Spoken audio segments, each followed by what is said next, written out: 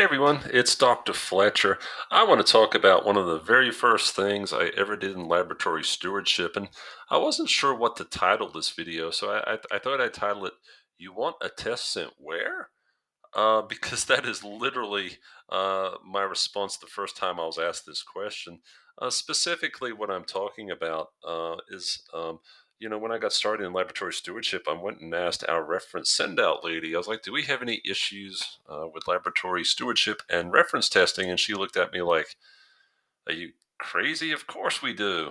And one of the issues I was not aware of was that physicians were requesting tests to be sent anywhere. And I was like, what do you mean? We have an approved primary reference lab. Well, sometimes doctors request tests to be sent somewhere else. And when, I started talking to physicians, they'd say, I want a test sent somewhere. I'd be like, you want a test sent where? And that's where I came up with the name of this video. Any case, I'll just pull up one quick slide today. And this is a slide, and this is a real example. And this is one of my examples. Actually, this brings back a lot of memories. It was one of the first cases I had to deal with, and so my reference send out staff brought this to my attention. We had a neurologist who was ordering free phenytoin at, we'll just say, Lab X. And so I asked this neurologist, why do you want that test sent to the lab of your choice? And he said, it's where I trained. It's the only place I trust. Now, keep in mind that lab was using the exact same equipment methodology as our primary reference lab, and you can see the difference in cost. It was $106 for that one test versus $13 at our primary reference lab. I started to realize that this was happening more often than I was aware of. This one particular issue was $41,000 that year.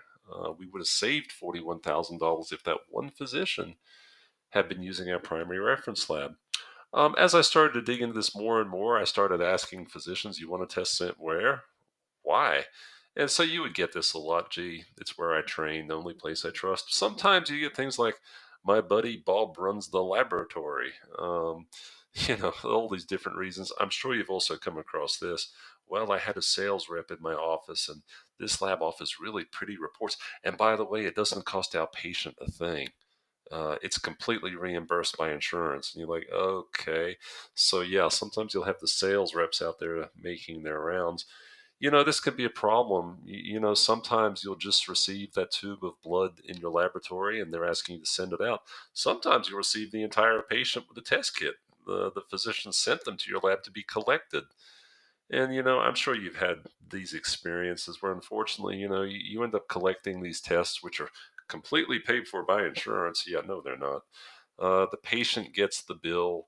The physician's mad. The patient's mad. And they're all mad at you because, of course, you're the laboratory. This was all your fault. In fact, you had nothing to do with it.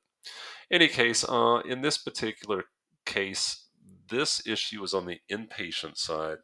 And the way we started handling this was we started collecting data. So I would take data like this to the medical executive committee. I was the department chair. And the medical executive committee had to approve our reference send out laboratories as part of the CAP accreditation requirements. And so I would say, guys, we got members of the medical staff not using our required reference labs, and this is how much it's costing us. And this was one example. I mentioned that ultimately it was $41,000. I had more examples. And the MEC looked at me and they said, what can we do to make you stop talking about this every month? Because every month I was talking about it. And I said, could you please, come out with a new rule or regulation for the medical staff? We have a list of medical staff approved reference laboratories. If somebody requests a test be sent elsewhere and they don't have good clinical justification for it, we refer the case to peer review. Ooh, what is peer review? If you're a physician and you do something that needs investigation, you get referred to this thing called peer review. It's kind of like being sent to the headmaster's office when you're in trouble.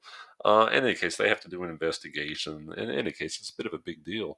So basically, the medical executive committee said, yep, if somebody wants to order a test without clinical justification, yeah, refer them to peer review. This was really nice because now all of a sudden, laboratory, we weren't the policeman for this. We weren't the ones being the bad guy. We were the ones saying, hey, listen, we'll be happy to send these tests out, but to let you know, we're going to have to refer you to peer review.